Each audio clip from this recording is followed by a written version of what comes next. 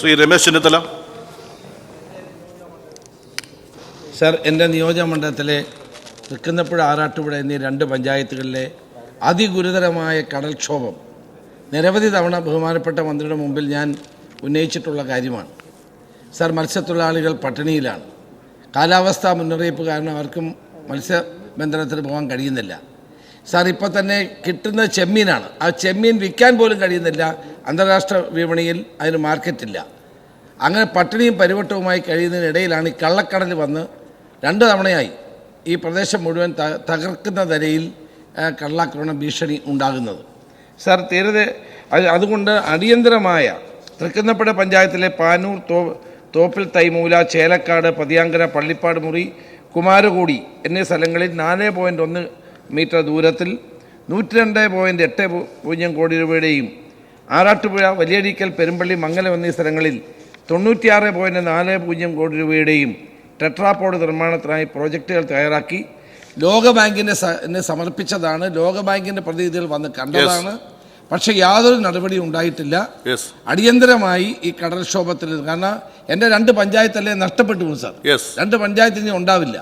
ആ കായംകുളം കായലും അതോടൊപ്പം തന്നെ അറബിക്കടലിന് ഇടയ്ക്ക് കിടക്കുന്ന ഒരു സ്ട്രിപ്പ് പോലെയുള്ള ഭാഗമാണ്. ഇതിങ്ങനെ തുടർന്നു കഴിഞ്ഞാൽ പഞ്ചായത്ത് തന്നെ നഷ്ടപ്പെടുന്ന സ്ഥിതിയാവും.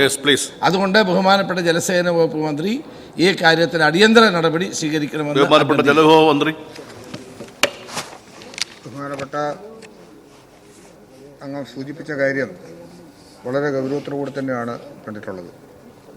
ഹരിപ്പാട് മണ്ഡലത്തിൽ വലിയഴീക്കൽ, തറയിൽക്കടവ്, പെരുമ്പള്ളി, ആറാട്ടുപുഴ ജംഗ്ഷൻ മുതൽ മംഗലം വരെയുള്ള ഭാഗങ്ങളാണ് രൂക്ഷമായ കടലാക്രമണ ഭീഷണി നേരിടുന്നത്.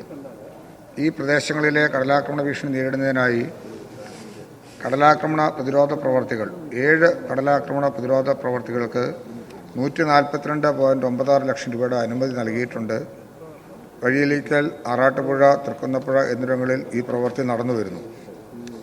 ആലപ്പുഴ ജില്ലയിലെ ഹരിപ്പാട് നിയോജക മണ്ഡലത്തിൽ കിഫ്ബി ധനസഹായത്തോടു കൂടി വട്ടച്ചാൽ, പതിയാങ്കര, ആറാട്ടുപുഴ, നെല്ലാനിക്കൽ എന്നീ പ്രദേശങ്ങളിലായി 4.5 കിലോമീറ്റർ ദൂരത്തിൽ 87.68 കോടി രൂപയുടെ 50 പുലിമുട്ടുകളുടെ പ്രവർത്തികളാണ് നിലവിൽ KIDC മുഖാന്തരം നടപ്പാക്കി വരുന്നത്.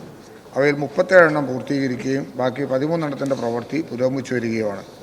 കൂടാതെ ആലപ്പുഴ 2ാം ഘട്ട പദ്ധതിയിൽ നെല്ലാനിക്കൽ ഭാഗത്ത് 473 മീറ്റർ നീളത്തിൽ 3 പുലിമുട്ടുകളാണ് ഉൾപ്പെടുന്നത്. ചെന്നൈ IIT കൊണ്ട് പഠനം നടത്തി അവർ നൽകിയ ഡിസൈൻ അനുസരിച്ച് മേൽപ്പടി പ്രവൃത്തി ടെൻഡർ ചെയ്യുകയും കരാർ നടപ്പിലാക്കുകയും ചെയ്തിട്ടുണ്ട്. ടെട്രാപോഡ് കാസ്റ്റിംഗ് പൂർത്തീകരിച്ചിട്ടുണ്ട്. പ്രവൃത്തി ആരംഭിക്കുന്നതിന് മുൻപായി നടന്ന ബാത്മെട്രി പരിശോധനയിൽ ആഴത്തിൻ്റെ വ്യതിയാനം കണ്ടെത്തിയതിനാൽ കിഫ്ബിയുടെ നിർദ്ദേശാനുസരണം വീണ്ടും ചെന്നൈ IIT കൊണ്ട് പഠനം നടത്തുകയും പുതിയ ഡിസൈൻ ആവശ്യപ്പെടുകയുണ്ടായി.